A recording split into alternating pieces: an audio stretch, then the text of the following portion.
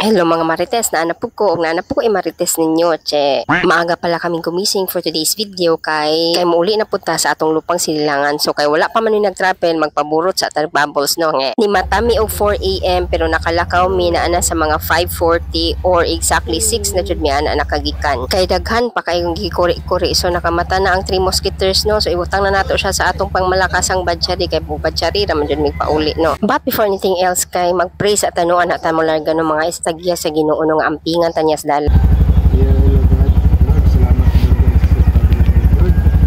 Lord, always for our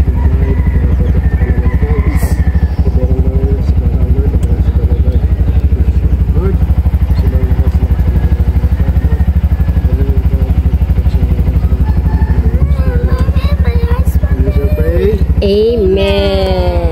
Pag-abot na mo sa Petron kay nagpa-full tank ta dayon mi kay malayo ang biyahe biya ni so kinahanglan full tank yun ang atong pangmalakasang badya. So kana ang una namong nagastos. Mas relax pala tayo sa biyahe na ngayon kaysa sa mga nakaraang taon kay si Naidos malingkod na lang jud siya no, dili na siya pareha sa una nga sa bakon or magdedi pa siya. So kay dili naman siya magdedi sa kuha, pwede na siya molingkod. So relax na ang mother.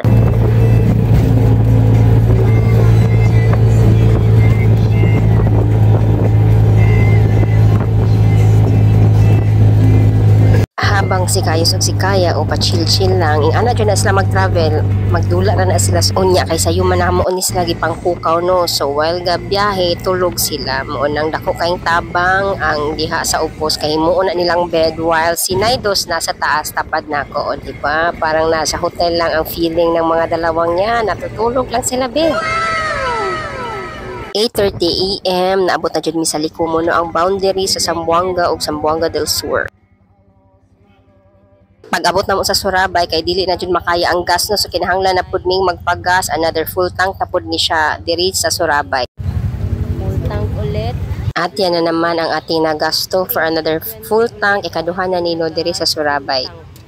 So kay nang lakaw man mi nga wala pay pamahaw ni hapit na lang mi sa McDonald's Ipil Zamboanga Sibugay para mamahaw. So ang gasto na mo ani is 300 pesos kay ang among gi-order kay duha ra jud ka chicken o burger para maka-less mi pa. Dayon ga share na lang dayon mi para makatipid ba mindset. Ayaw na kaya kay mas ayaw gali. Pero kini si Naidos wala pa jud niya ang sharing no, di pa jud ni siya manghatag. So pag magpamahaw back on the road na punta kay malayo pa ang atong biyahe from Ipil to Dipolog na pa siya sa mga 3 to 4 hours depende sa inyong dagan no nya kaning amo kay kusog man kay nimo dagan aw dali ra mi maabot. Mga alas 12 sa udto kay mo ra gibating kakape ang atong driver no so nihunong sa midapin sa dalan og nang exercise siya nag-stretching. Pag-abot na mog sindangan kay sinalubong na kami ng mga talit-hiba pero hindi pa siya masyadong malakas so hindi pa kami naglapas ng pangdepensa para sa ulan ba pero after minutes kay ni kalit nagkusog ang ulan no diha pa mi sindangan wala pa jud mi nakaabot sa laing lungsod so kinahanglan na namong hunong sa dalan og ipagawas ang mga kapa ani ni pangmalakasang badyari kay kusog na jud kay mabasa naming tanan kung dili namo ni siya butangan og kapa unya medyo kuti man siya butangan og kapa kay iklip man nimo kay kung di pud nimo iklip ay maglupad-lupad pud siya. Lumakas na talaga ang ulan. Na? Buti na lang talaga may mahiwagang kapa ang ating pangmalakasang.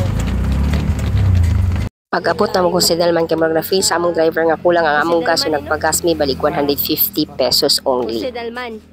Naanaon ta mi sa Rojas no mga duha na lang jud kalungsod para mo abot mi sa among lupang sinilangan. Hesus pagkataasa man kay sa traffic diri na natingala mi ngano na traffic man ni diri. Uy, so nalaman namin na nasira pala ang tulay dito kay the past few days bali daing ulan diri so na traffic siya kay kinahanglan ayuhon ang tulay. So ing-ana ang tulay nga na damage diri sa Rojas ambot unsay ngalan ani nga tulay no. So walay laing agianan diri kung moagi mo diri ra jud so kinahanglan siyang ayuhon.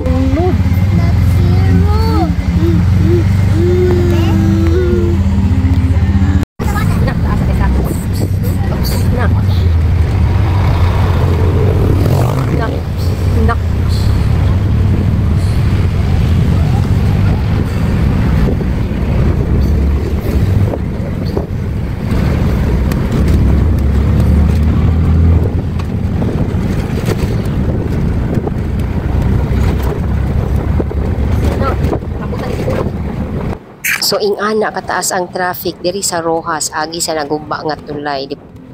Exactly, sa oras ron. So exactly 3 p.m. ng hapon, dumating na po kami sa aming lupang sinilangan. Welcome to Dipolog City. So kayo na ang magkwenta no kung ilang oras kami nagbiyahe at kayo na rin ang magkwenta kung nakamagkano kami sa gas at expenses mula sa San Ramon papunta ng Dipolog. Dahil pag-abot kay wala na ilangan-langan no, nag-deliver din ta sa mga orders sa atong mga customers kay gatagad biyan ni sila. So naabot tayo ko sa balay sa akong classmate, ing ani na maday kabungga iyang balay o daghan ka yung wine dayon ni order ni siya nako. So akong gi-deliver sa naapa pa freebie. So shout out to akong big time nga customer no nga si Rolex Ramirez. Ay, salamat sa pag-order og salamat po sa wine na ni Madam no gitagaan jud ko niya Merry Christmas and Happy New Year. Hala.